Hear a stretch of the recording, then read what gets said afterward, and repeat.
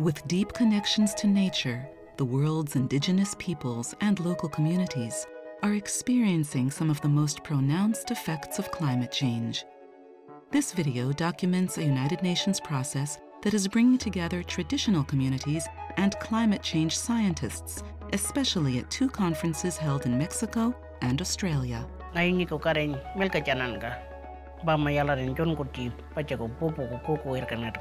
Во-первых, мы посмотрели диалог разных культур. This series focuses on some of the key links between traditional knowledge and science and the policy solutions being workshopped. The scientists are beginning to say, there's something we need to know. As science is based on what? It's based on observation. And the traditional knowledge also, to somehow, is based on observation. Indigenous peoples have something to contribute in terms of solutions to the problem of climate change.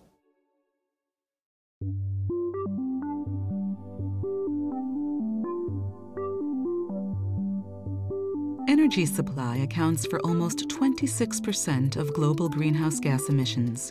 In order to combat global warming, efforts are now focusing on the transition from dirty fossil fuels to clean energy systems. Despite developments towards clean energy, many local communities still lack basic access to electricity. For them, energy independence is an important but challenging development aspiration. At a climate mitigation conference in Cairns, Bob Gough presented innovative ways Native Americans are envisioning clean energy efficiency and independence. What kind of energy security would a city have if it had several windmills in its own manufacturing plant right there and didn't have to be waiting or beholding to fossil fuel delivery from far away? That's the way we envision the future, and Native communities are all set to do this kind of thing. They recognize the value of that kind of energy sovereignty and energy independence. Explosions rocked the canyon almost daily for 2 years. Conference discussions showed how many energy projects lack respect for land rights and fail to support community development. If you don't know where the reservations are in the Dakotas, look for the dams and look upstream. Tribes never got the dams. What they got were the reservoirs. Dams that were built for flood control, if you're an Indian, mean that you get the reservoir, you're permanently flooded and someone else is in control. Speaking at a meeting on adaptation in Mexico, Felipe Marcos Gallego told of how 12 Guatemalan dams are being built without negotiation with the local Ixil peoples. Nosotros sabemos que las hidroeléctricas son tecnología limpia, sin embargo, cuando los beneficios no son distribuidos equitativamente o cuando la gente no participa en los beneficios de las hidroeléctricas, ya sea en términos directos, que nos quede la electricidad a bajo precio o que, digamos, se retribuya económicamente el papel que juegan las comunidades indígenas en la protección del bosque, generación del agua y en las partes bajas hidroeléctricas. As the framework for the green energy economy emerges, indigenous and local communities are positioning themselves to assert their rights, attract investment, and initiate culturally appropriate clean energy solutions. With this next round of energy development in the Great Plains, which was looking to be wind power, the tribe said we would like some say in what happens, at least on the reservations. Any one wind project doesn't have a capacity value because the wind is here and then it goes on, and we call the wind intermittent. The wind isn't intermittent, our collection system is. So if you scatter the collection system across 6 states, the wind is always blowing somewhere and you can catch it at different places. In the United States, native tribal territories cover only 5% of land area, but have the potential to provide wind energy equivalent to 14% of the total energy production in the U.S. So we want to partner as treaty partners with the federal government on a tribal wind, federal hydropower, clean energy dynamo.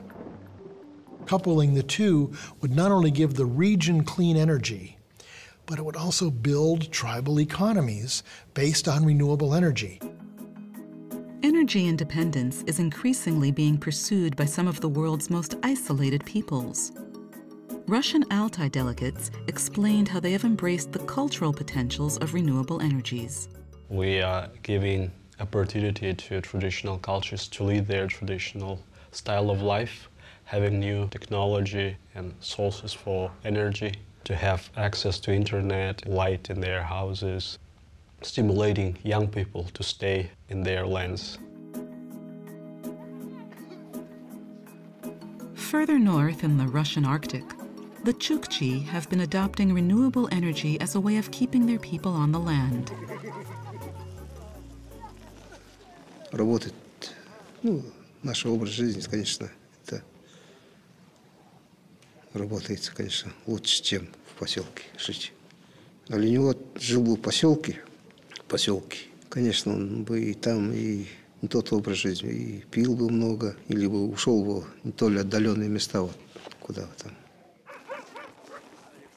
The Chukchi people recognized energy independence was an important step in cultural and environmental stewardship. То, что дети не идут в оленеводство. Что нужно делать для этого?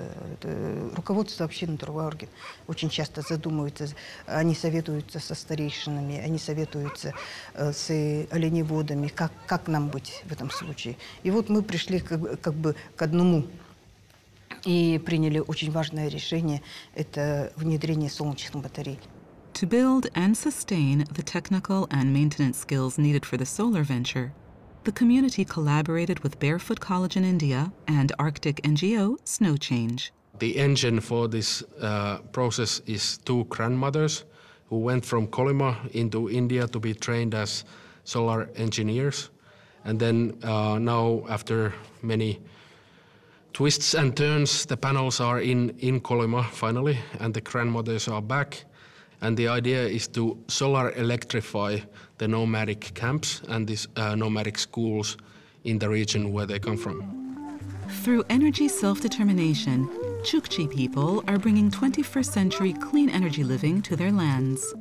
Там можно и чайник включить, вот, и детям вот посмотреть вот, музыку послушать, да, радио, телевизор вот в последнее время стали возить такие ноутбуки. Не будут возить за собой несколько тонн бензина, значит, это уже как бы очищение земли, очищение тундры. Она более, и дети, конечно, особенно главное, чтобы дети были с нами, потому что тот традиционный образ жизни, в котором мы живем, она чтобы передавалась им из поколения в поколение. In energy developments, there has been a tendency to marginalize local needs and knowledge.